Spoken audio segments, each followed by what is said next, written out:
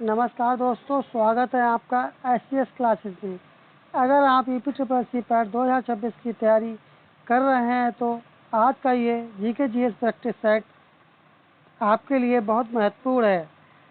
आज के इस सेट में आप 50 महत्वपूर्ण प्रश्नों को करेंगे और हर प्रश्न के लिए आपको 5 सेकंड का टाइम मिलेगा। तो चलिए शुरू करते हैं आज की क्लास के लिए, और आपको अंत में बताना है कि आपका स्कोर क्या रहा था। तो चलिए शुरू करते हैं। पहला प्रश्न है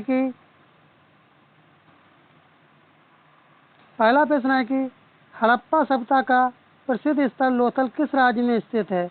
तो क्या पूछा गया? राज्य का नाम पूछा गया है। तो इसका नाम क्या हो जाएगा? तब आपका सही जवाब हो जाएगा, कमेंट करें आप लोग, इसका सही जवाब क्या हो जाएगा। तो आपका सही जवाब हो जाएगा लोथल। इस तरह से आपका ये वाला ऑप्शन आपका सही उत्तर होगा, क्योंकि आपको ये जो प्रश्न कराए जा रहे हैं एमसीक्यू टाइप के प्रश्न कराए जा रहे हैं प्रैक्टिस सेट के माध्यम से, जो कि इसी क्लास से आपको बहुत सारे प्रश्न आपके यूपी ट्रिपल सी पैट के पेपर में आपको देखने को मिलेंगे। चलिए अगला प्रश्न देखते हैं। अगला है कि अष्टाध्यायी पुस्तक के लेखक कौन है। तेजी के साथ 50 प्रश्नों को लगाएंगे, जो कि कम समय में 50 प्रश्नों को करना है, और अंत में आपको अपना स्कोर कमेंट करके बताना है कि आपके कितने प्रश्न ठीक हुए थे। तो इसका सही जवाब हो जाएगा पाणिनि। चलिए अगला प्रश्न है कि तृतीय बौद्ध संघ का आयोजन किस शासक के काल में हुआ था। तो ये किस शासक के काल में हुआ था? तो ये हुआ था अशोक के शासन काल में हुआ था। सी वाला ऑप्शन आपका सही जवाब हो जाएगा। आपको बताना चाहेंगे जो ये 2026 का यूपी ट्रिपल सी पैट का एग्ज़ाम होगा, इससे बहुत सारी वैकेंसी आपको देखने को मिलेंगी, जिसमें आपको बीपीओ और वीडियो की वैकेंसी अधिक संख्या में आपको देखने को मिलेंगी। इसलिए आप अच्छे से तैयारी करें और पैट में अच्छा स्कोर लेकर के आएँ, जिससे आप इन वैकेंसी में आप लोग अप्लाई कर सकें। चलिए अगला प्रश्न। दिल्ली सल्तनत के किस शासक ने लौह एवं रक्त की नीति अपनाई थी। तो ये जो नीति अपनाई थी, ये अपनाई थी बलबन ने। डी वाला ऑप्शन आपका सही उत्तर हो जाएगा। चलिए अगला प्रश्न। अगला है कि प्रसिद्ध दीन ए इलाही धर्म की शुरुआत किस मुगल सम्राट ने की थी। तब आपका सही जवाब हो जाएगा, इसकी शुरुआत की थी अकबर ने। चलिए अगला प्रश्न, जो कि आपको ये प्रश्न आपके लिए टॉपिक वाइज यहाँ पे लिए गए। अब आप देखेंगे भारतीय राष्ट्रीय आंदोलन से संबंधित जितने प्रश्न बन सकते हैं वो आपके लिए लेकर के आए इस प्रैक्टिस साइड में, जो एमसीक्यू लगे थे। तो चलिए देखते हैं। 1857 के संग्राम में लखनऊ से विद्रोह का नेतृत्व किसने किया था। कहाँ से पूछा है? लखनऊ से पूछा है। तब आपका जवाब हो जाएगा बेगम हजरत महल ने इसका नेतृत्व किया था। अब आपको बताना है कि रानी लक्ष्मीबाई ने कहाँ से किया था। तो इन्होंने किया था झांसी से। चलिए अगला प्रश्न है कि बंगाल विभाजन किस वर्ष रद्द हुआ था। Very very important question. ये किस सन में रद्द हुआ था? तो ये रद्द हुआ था 1911 में।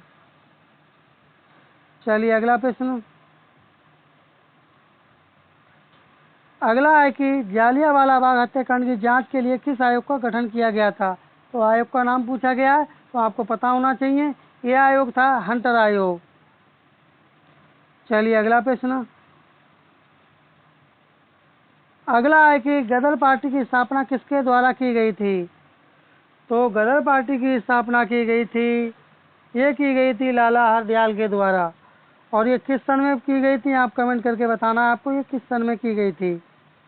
और यदि आपको क्लास अच्छी लगे तो क्लास को लाइक अवश्य करें आप लोग। चलिए अगला प्रश्न।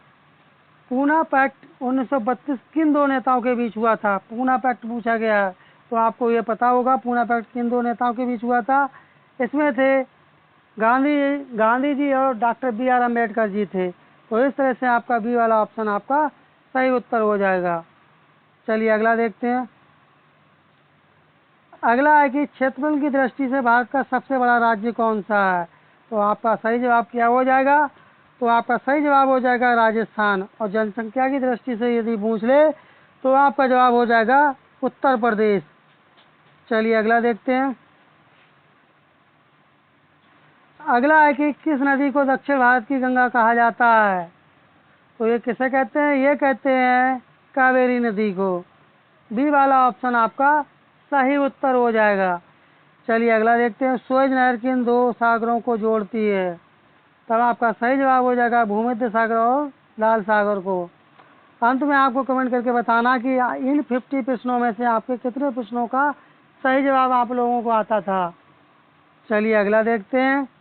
भारत में केसर का मुख्य उत्पादक राज्य केंद्र शासित प्रदेश कौन सा है?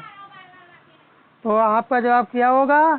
तब आपका जवाब हो जाएगा जम्मू और कश्मीर में क्या होता है, यहाँ पर केसर की खेती जो होती है वो अधिक मात्रा में होती है, तो इसलिए आपका सही जवाब हो जाएगा जम्मू और कश्मीर। चलिए अगला देखते हैं। प्रश्न नंबर 15 को देखते हैं। जोजिला दर्रा किस पर्वत श्रेणी में स्थित है? तब आपका सही जवाब हो जाएगा जास्कर की श्रेणी में। तो आपका इस तरह से बी वाला ऑप्शन आपका सही जवाब हो जाएगा। चलिए अगला देखते हैं। प्रश्न संख्या 16 देखते हैं। भारतीय संविधान की प्रारूप समिति, इसे ड्राफ्टिंग कमेटी के नाम से भी जाना जाता है, के अध्यक्ष कौन थे? तो आपका सही जवाब हो जाएगा इसके अध्यक्ष कौन थे? इसके अध्यक्ष थे डॉक्टर BR अम्बेडकर। आपको UPSSC पैट जो 2026 में एग्जाम होगा आपका, तो उसमें आपको इसी तरह के प्रश्न आपको देखने को मिलेंगे, इसलिए आप चैनल पर बने रहें। और यदि आपने चैनल को सब्सक्राइब नहीं किया है CS क्लासेस को, तो आप सब्सक्राइब कर लें, क्योंकि इसी से आपके लिए बहुत सारे प्रश्न आपको डायरेक्ट आपके क्वेश्चन पेपर में आपको देखने को मिलेंगे। चलिए अगला देखते हैं। अगला है कि मौलिक अधिकारों की संविधान के किस भाग में रखा गया है? तब आपका जवाब हो जाएगा भाग 3, बी वाला ऑप्शन आपका सही उत्तर हो जाएगा। चलिए प्रश्न संख्या 18 को देखते हैं। भारत के राष्ट्रपति को पद की शपथ कौन दिलाता है? Very easy question. तो आपका सही जवाब आपका हो जाएगा भारत का मुख्य न्यायाधीश। और उपराष्ट्रपति पूछ रहे तो इसे शपथ कौन दिलाएगा? आप कमेंट करके बताएं कि यदि उपराष्ट्रपति को शपथ दिलानी हो तो इसे शपथ कौन दिलाएगा। चलिए बढ़ते हैं अपने अगले प्रश्न की तरफ। अगला है कि संपत्ति के अधिकार को मौलिक अधिकारों की सूची से किस संशोधन द्वारा हटाया गया था? तो एक संशोधन द्वारा हटाया गया था, तो आपका जवाब हो जाएगा 44वें संविधान संशोधन के द्वारा इसे हटा दिया गया था। चलिए बढ़ते हैं अपने अगले प्रश्न की तरफ। अगला है कि पंचायती राज व्यवस्था को संवैधानिक दर्जा किस संविधान संशोधन द्वारा मिला? तो आपका जवाब क्या होगा? कमेंट करें आप लोग, आपको 5 सेकंड का समय मिलता है। तो आपका सही जवाब हो जाएगा 73वें संविधान संशोधन। यदि आप इस क्लास की PDF प्राप्त करना चाहते हैं तो इसका लिंक डिस्क्रिप्शन बॉक्स में लगा दिया जाएगा, वहाँ से आप PDF प्राप्त कर सकते हैं। चलिए अगला देखते हैं। भारत में नीति आयोग का अध्यक्ष कौन होता है? तो कौन होता है? इसका होता है प्रधानमंत्री। चलिए अगला प्रश्न देखते हैं। प्रश्न संख्या 22 को देखते हैं। प्रश्न संख्या 22 में पूछा गया कि श्वेत क्रांति का संबंध किससे है? तो क्रांति से संबंधित आपको एक प्रश्न आपके पेपर में आपको देखने को अवश्य मिलेगा। तो आपका सही जवाब हो जाएगा दुग्ध उत्पादन, अर्थात दूध के उत्पादन से है। और मत्स्य उत्पादन से कौन सी क्रांति होती है, आप कमेंट करके बताएंगे। चलिए प्रश्न संख्या 23 को देखते हैं। भारतीय रिजर्व बैंक RBI का मुख्यालय कहाँ है? तो आपका जवाब हो जाएगा मुंबई। चलिए अगला देखते हैं। अगला आगे, भारत में वस्तु एवं सेवा कर जिसे GST कब लागू किया गया था? तो GST कब लागू किया गया था भारत में? तो आपका जवाब हो जाएगा 1 जुलाई 2017 को। और सबसे पहले किस राज्य में से शुरुआत हुई थी? तो आपसे यदि राज्य पूछ रहे तो आप कहेंगे असम राज्य से इसकी शुरुआत हुई थी। किसकी? GST की। चलिए अगला देखते हैं। भारत में राष्ट्रीय आय का आकलन सबसे पहले किसने किया था? तो इसका आकलन किया था दादा भाई नौरोजी ने। इस तरह से वाला ऑप्शन आपका सही उत्तर हो जाएगा। चलिए अगला देखते हैं। समतल दर्पण की फोकस दूरी कितनी होती है? तो इसकी समतल दर्पण की फोकस दूरी कितनी होती है? इसकी होती है अनंत होती है। और 25 सेंटीमीटर किसकी होती है? आप कमेंट करके बताएं 25 सेंटीमीटर किसकी दूरी होती है। विटामिन C का रासायनिक नाम क्या है? तो आपका जवाब हो जाएगा एस्कॉर्बिक एसिड हो जाएगा। बी वाला ऑप्शन आपका सही उत्तर हो जाएगा। चलिए अगला देखते हैं। प्रश्न संख्या 28 देखते हैं। प्रकाश वर्ष किसकी इकाई है? तो ये किसकी इकाई है? दूरी की। चलिए अगला देखते हैं, मानव शरीर में सबसे बड़ी ग्रंथि कौन सी है? तो सबसे बड़ी ग्रंथि पूछी गई तो आपका जवाब क्या हो जाएगा? तब आपका जवाब हो जाएगा यकृत, जिसे लीवर कहते हैं आप लोग। चलिए अगला प्रश्न देखते हैं, प्रश्न संख्या 30 को देखते हैं। प्रश्न संख्या 30 है कि हंसाने वाली गैस का रासायनिक नाम क्या है? जिसे कहते हैं लाफिंग गैस के नाम से भी जाना जाता है। तो आपका जवाब हो जाएगा नाइट्रस ऑक्साइड। इसका फार्मूला क्या होता है? N2O। इस तरह से आपका ए वाला ऑप्शन आपका सही उत्तर हो जाएगा। चलिए प्रश्न संख्या 31 को देखते हैं, जो कि यूपी स्पेशल जीके से संबंधित है। उत्तर प्रदेश का राष्ट्रीय राज्य पक्षी कौन सा है? तो राज्य पक्षी पूछा गया है, तो आपका जवाब हो जाएगा सारस, या कौच के नाम से भी इसे जानते हैं। अगला है कि उत्तर प्रदेश में चरकुला नृत्य किस क्षेत्र से संबंधित है? क्या पूछा गया? चरकुला। तो आपका सही जवाब आपका हो जाएगा ब्रजभूमि से। चलिए अगला देखते हैं। अगला प्रश्न है कि उत्तर प्रदेश में पीतल के बर्तनों के लिए कौन सा शहर प्रसिद्ध है? तो आपका जवाब हो जाएगा पीतल के लिए कौन सा शहर या जिला प्रसिद्ध है? तब आपका जवाब हो जाएगा मुरादाबाद। ये वाला ऑप्शन आपका सही उत्तर हो जाएगा। चलिए अगला प्रश्न, केंद्रीय औषधि अनुसंधान संस्थान जिसे CDRI उत्तर प्रदेश में कहाँ स्थित है? तब आपका जवाब हो जाएगा लखनऊ में स्थित है। चलिए अगला देखते हैं। अगला प्रश्न है कि उत्तर प्रदेश में कुल कितने मंडल हैं? तो मंडल पूछे गए, तो आपको पता होगा कितने मंडल हैं। तो आपका जवाब हो जाएगा 18 मंडल हैं। अगला है कि उत्तर प्रदेश में गोविंद वल्लभ पंत सागर झील कहाँ स्थित है? कौन से जिले में स्थित है? तब आपका जवाब हो जाएगा, सही जवाब आपका हो जाएगा सोनभद्र जिले में। चलिए अगला प्रश्न देखते हैं। प्रश्न संख्या 37 को देखते हैं। इसमें पूछा गया कि नवाबगंज पक्षी अभ्यारण्य शहीद चंद्रशेखर आजाद पक्षी अभ्यारण्य किस जिले में है? तब आपका जवाब क्या हो जाएगा? तब आपका जवाब हो जाएगा ये उन्नाव में स्थित है। चलिए अगला प्रश्न देखते हैं। अभी आपके स्टैटिक जीके के मिसलेनियस क्वेश्चंस आ चुके हैं, क्योंकि ये भी पूछे जाते हैं यूपी ट्रिपल पैट के एग्जाम में। तो आपका 38 नंबर का प्रश्न है कि अंतर्राष्ट्रीय महिला दिवस कब मनाया जाता है? तब आपका जवाब हो जाएगा 8 मार्च। जो अभी 8 मार्च 2026 को मनाया गया था, तो इसमें थीम क्या थी? तो आपको थीम जो इसकी थी 2026 में मार्च में, तो आप उस थीम को आप कमेंट बॉक्स में बताएंगे कि उसकी थीम क्या थी। चलिए अगला प्रश्न देखते हैं। अगला प्रश्न है कि संयुक्त राष्ट्र संघ जिसे UNO का मुख्यालय कहा जाता है, ये कहाँ स्थित है? तो आपका सही जवाब आपका हो जाएगा ये न्यूयॉर्क में स्थित है। चलिए अगला प्रश्न देखते हैं। कथकली किस राज्य का शास्त्रीय नृत्य है? तो आपका सही जवाब क्या होगा? तब आपका सही जवाब हो जाएगा केरल का। जो कथकली नृत्य है वह कहाँ का है? वह केरल राज्य का है। चलिए अगला देखते हैं। अंतर्राष्ट्रीय न्यायालय IC कहाँ स्थित है?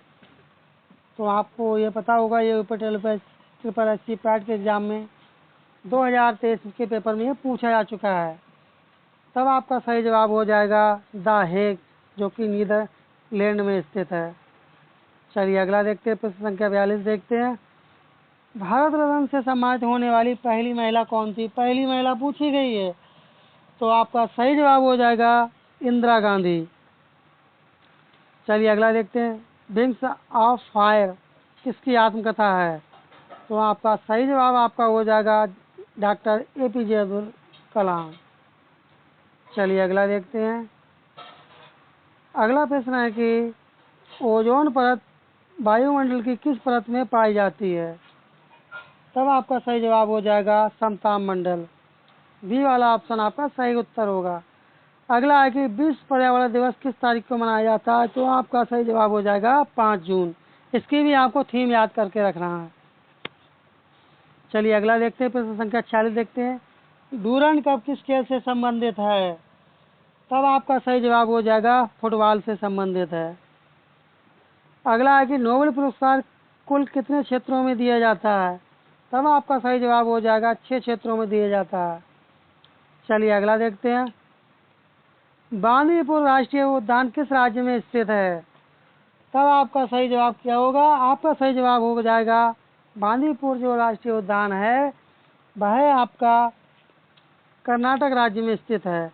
अब आपको यहीं पर बताना है कि कर्नाटक की राजधानी क्या है, कमेंट बॉक्स में। चलिए अगला प्रश्न, कंप्यूटर का मस्तिष्क किसे कहा जाता है? तो ये कहते हैं सीपीयू के लिए, जिसे कहते हैं सेंट्रल प्रोसेसिंग यूनिट के नाम से भी जाना जाता है, जिसकी ये फुल फॉर्म होती है। कभी कभार क्या होता है, फुल फॉर्म पूछ लेते हैं। चलिए बढ़ते हैं अपने अगले प्रश्न की तरफ। अगला प्रश्न है कि उत्तर प्रदेश विधानसभा में कुल कितनी निर्वाचित सीटें हैं? तो आपका सही जवाब हो जाएगा 403। इस तरह से अपने जीके जीएस के एमसीक्यू टाइप के 50 प्रश्न अपने कंप्लीट हुए। आपको क्लास कैसी लगी कमेंट करके अवश्य बताएं। तो दोस्तों आज के 50 जीके जीएस क्वेश्चन आपके इसमें कंप्लीट हुए। अपना स्कोर कमेंट करना आप लोग ना भूलें। अगर आप यूपीट्रिपल पैट 2026 की तैयारी कर रहे हैं तो एचसीएस क्लासेस को सब्सक्राइब कर लीजिए, क्योंकि यहाँ पर आपको ऐसे ही एमसीक्यू जीके जीएस क्वेश्चंस मिलते रहेंगे। और अगले प्रैक्टिस सेट में फिर मिलते हैं। धन्यवाद।